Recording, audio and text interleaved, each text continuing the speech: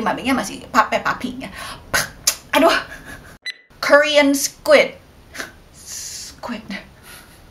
Korean squid itu apa sih? Cumi. Okay. Hai semuanya, balik lagi sama gua Eta Beta di Mukbang. Balik lagi sama kalian. Dan seperti kalian lihat, hari ini kita bakal makan cumi. Dan cumi ini cumi bumbu Korea. Kelihatannya pedas banget. Ada lettuce juga di sebelah supaya kelihatan sehat. Dan seperti biasa, sambil mukbang, kita juga bakalan sambil cerita kisah kriminal nyata. Dan kisah kriminal nyata hari ini ada hubungannya dengan para gamers. Hashtag ini gamers tuh bukan semuanya seperti yang ada di cerita ini ya guys. Gue banyak kenal teman-teman gue yang gamers juga dan mereka semuanya nggak kayak gini gitu loh. Ini benar-benar kasus yang kejadian terhadap satu keluarga yang anaknya gila-gilaan main game gitu dan akhirnya cukup tragis. Tapi sebelum kita makan, udah kelaparan soalnya. Sebelum kita cerita, kita coba dulu makanannya sekarang karena sudah lapar. Oke, kita cobain. Oh my goodness, this looks so good.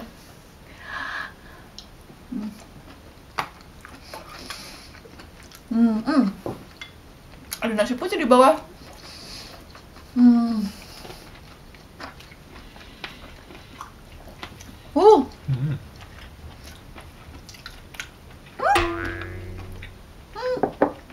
Banyak kan.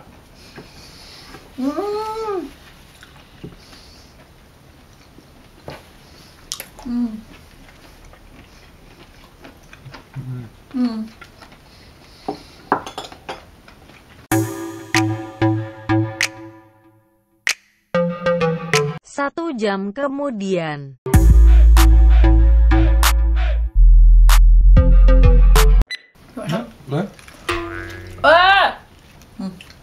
Cool. Aduh, delicious. Nah, kita bungkus.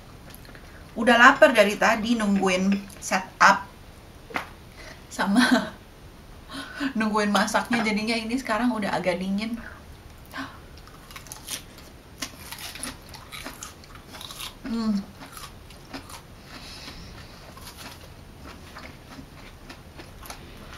Wow.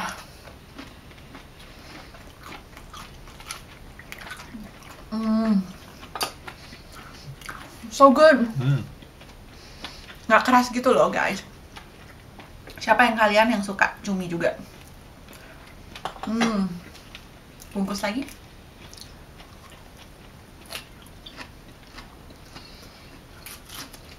Wow.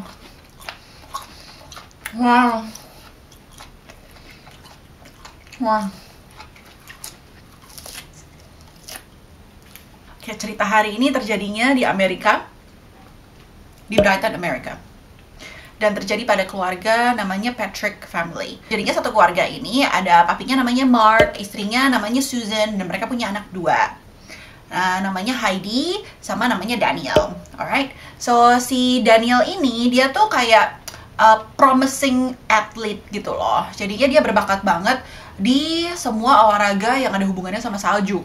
Jadi dia senang banget nge-ski, senang banget snowboarding, pokoknya aktif banget dan kesannya tuh kayak bisa kayak profesional gitu loh. Jadi dia benar-benar seneng, nggak terlalu seneng kayak di rumah, dia senengnya di luar gitu. Olahraga. Tapi pas dia umur 16, kebetulan dia ada kecelakaan pas lagi snowboard, dan itu tuh sampai pokoknya belakangnya spine-nya dia itu tuh bener-bener rusak banget gitu loh. Jadinya sampai kena infeksi segala, sampai dibilangin sama dokter kalau misalnya kamu tetap olahraga, bahkan sedikit aja kamu ada kecelakaan gitu, kamu bisa-bisa nggak bisa jalan lagi. Gitu. Jadinya kalian bayangin anak umur segitu yang masih teenager, yang biasanya main di luar terus gitu. Nah sekarang dia harus di rumah terus, nggak bisa ngapa-ngapain, harus istirahat total lah pokoknya. Katanya kalau mau lari aja, terus habis itu kalau salah dikit gitu, bisa aja dia bisa tiba-tiba bisa lumpuh gitu loh. Nah terus habis itu si Daniel ini, dia kan bingung kan di rumah mau ngapain gitu loh, soalnya nggak ada kegiatan kan. Jadinya dia cuma bisa nonton TV sama main game. Nah, pertama-tama tuh dia memang dari sebelum-sebelumnya sama keluarganya sering main game sih. Cuman kayak main kayak Mario Kart lah, terus habis itu main ya yang apa ya, yang adventure gitu. Boleh minta sayurnya lagi dong. Thank you.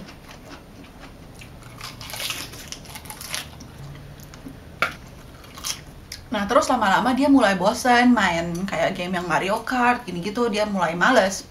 Nah, terus habis itu teman-temannya mulai ngenalin dia ke game yang namanya Halo.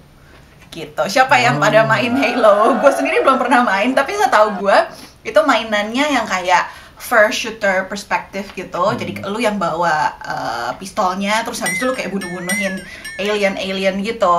Terkenal banget sampai di Amerika tuh kalau nggak salah yang buat Halo yang ketiga itu tuh 12 hari pertama tuh udah 3,3 million orang yang beli mainan ini gitu loh.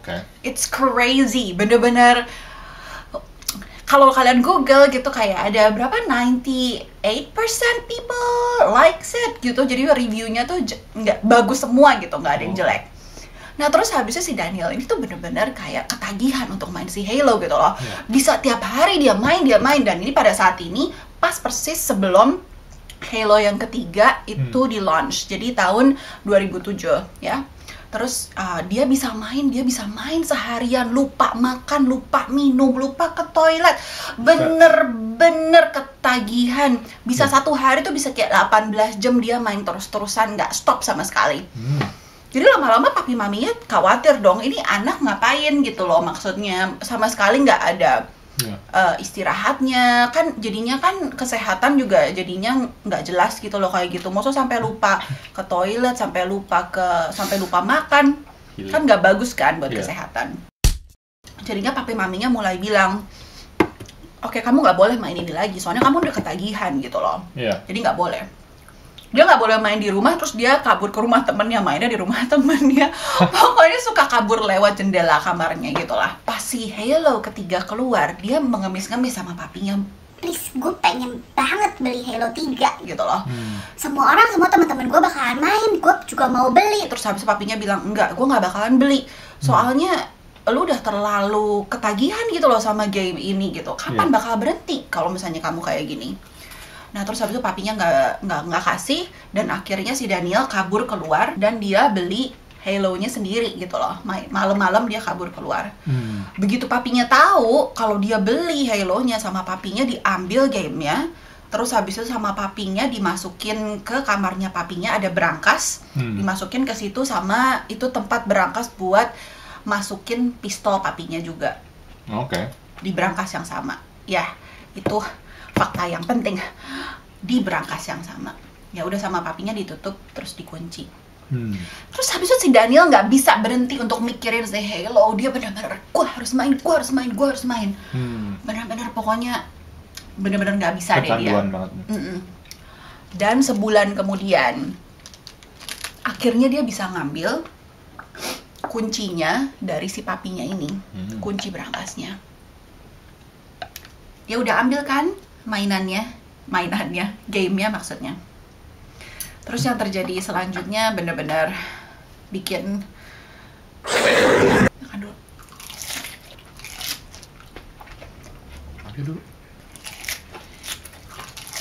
si Daniel buka si berangkasnya kan, dia lihat gamenya, dia lihat pistolnya juga. Jadi bukan dia hanya berhenti untuk ngambil gamenya, dia lihat pistolnya dan dia mikir sesuatu hal yang amat sangat jahat. Dia pergi ke ruang tamunya, ada papi maminya lagi nonton TV. Terus habis itu dia bilang ke papi maminya, aku ada kejutan buat papa mama, coba tutup dulu matanya. Terus ya udah, akhirnya papi maminya tutupkan matanya. Terus dia ambil pistolnya, terus dia langsung tembak papi sama maminya, cekiar. Buset. Maminya ditembak 3 kali, langsung mati di situ. Papinya kena sininya, jawnya, nggak bisa nafas gitu. Terus habis itu dia lihat papinya kayak gitu, terus dia bilang, nih pak, ini pistolnya. Terus pistolnya ditaruh di tangannya papinya gitu loh. Apa yang dia nggak nyangka adalah si Heidi, saudaranya, dia datang sama si suaminya ke rumah itu, tok tok tok tok, dia datang. Terus habis itu karena mereka mau nonton kayak ada acara game gitulah di TV, sport game di TV barengan. Terus habis itu dia mau masuk kan, terus habis itu Danielnya bilang, oh jangan masuk, papa mama lagi pada bertengkar gede banget, nggak usah masuk. Terus habis itu adiknya apaan, yaudah gue masuk. Terus habis itu masuk kan dia ke dalam, terus habis itu udah lihat, oh ya maminya udah ketembak berdarah di salah satu tempat duduknya gitu. Terus papinya udah mau mati gitu loh. Terus dia lihat ada pistolnya ada di tangan papinya gitu. Terus Danielnya bilang, iya ini papinya yang nembak gitu loh katanya. Terus habis itu gara-gara papinya masih hidup gitu, si Heidi-nya kan dateng gitu kan ke papinya. Terus papinya bilang, Daniel yang nembak gitu loh. Dia masih sadar gitu loh. Jadi Daniel yang nembak. Terus habis itu waktu si Heidi-nya ini lihat ke si Danielnya, tiba-tiba si Danielnya udah pegang pistolnya. Udah pegang pistolnya, terus untungnya ada suaminya juga kan, suaminya si Heidi di situ juga. Si suaminya ini langsung ambil pistolnya dari tangannya si Daniel. Untungnya dia nggak mencoba berontak atau apa gitu loh. Sama sekali nggak melawan gitu. Terus jadinya pistolnya diambil, si Danielnya langsung keluar dari rumah, si Heidi-nya langsung telepon polisi. Keluar bawa mobilnya, dan sebelum dia keluar dari rumah ada satu hal yang dia ambil, mainan Halo-nya. Yalah. Paling penting itu di hidupnya dia. Udah kecanduan abis. Iya, dan katanya rencananya dia adalah dia pengen nyetir ke rumah temennya dan supaya dia bisa main Halo-nya. Akhirnya dia ketangkep sama polisi. Lagi masih on the way ke rumah temennya, dia ketangkep. Jadi mainan Halo-nya ini ada di kursi depannya, masih di kursi depannya.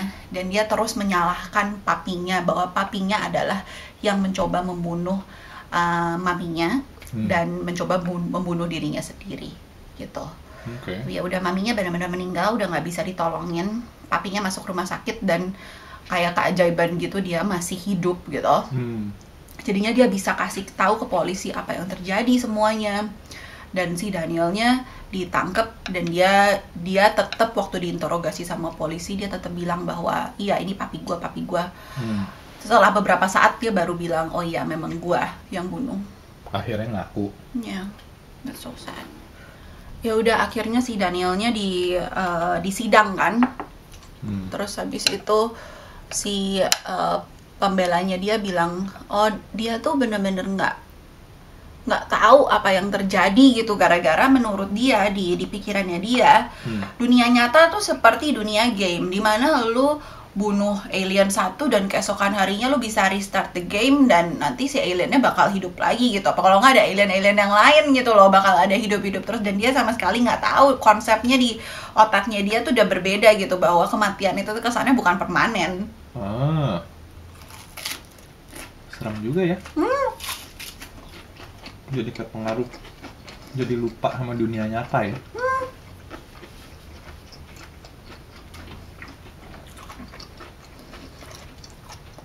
Dan lebih sedihnya lagi, katanya dia tuh sebenarnya deket banget sama maminya. Dari kecil tuh kayak anaknya mami. Dari kecil. Jadi bener-bener kayak apa, alam bawah sadar gitu kali ya maksudnya. Tapi ya. si apa namanya judge-nya dia bilang menurut dia bukan begitu. Menurut dia itu si Danielnya tuh melakukan dengan tahu gitu, dia tahu bener apa yang dilakukan, soalnya dia taruh pistolnya di tangan papinya. Gitu. Jadi kesannya mau ngebohongin gitu loh. Mau nutup buktinya gitu. Iya, makanya gara-gara itu dia di penjara. Dia nggak bisa dihukum mati gara-gara dia umurnya masih 16.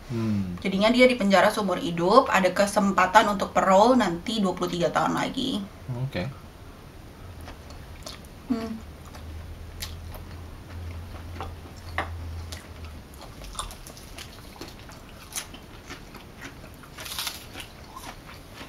Ya udah, ceritanya kayak gitu hari ini. Kalian sendiri, kalian suka main game apa? Dan ya again, nggak semua gamer begitu. Gue tahu banyak banget kok yang masih bisa kayak balance aja, mau main game ya main game, dunia nyata ya dunia nyata, nggak semuanya kayak gitu. Kalian sendiri pada suka main game apa? Gua sendiri sih udah jarang main game dulu, tapi waktu kecil sukanya mainnya yang kayak ada masak-masakannya, selalu ada masak-masakannya, cooking mama, atau yang mainan kayak di restoran gitu, yang dimana lu harus kayak apa ya namanya, kayak Burger Island or something like that, lupa. Dimana lu harus kayak masak, terus habis itu lu harus kayak ngurutin dulu, oh ya apa namanya, rotinya dulu, terus habis itu dagingnya, ini itu. Kalau nggak nanti customernya pada marah. Kayaknya kok cupu banget ya kalau dibandingin sama Halo. But anyway, dan hari ini kita mau shout out ke James Paulus. Thank you so much for always watching our video. Kamu juga suka komen-komen. Sorry udah suka bikin lapar di tengah malam. Tapi kita seneng baca komen kamu always. Kita bakal selesaiin ini offline, but semoga kalian enjoy cerita ini. Jangan lupa subscribe, jangan lupa like, jangan lupa komen di bawah, dan jangan lupa share sama teman-teman kalian yang pada suka kisah kriminal nyata seperti ini. Oke, sampai jumpa di video selanjutnya. Bye.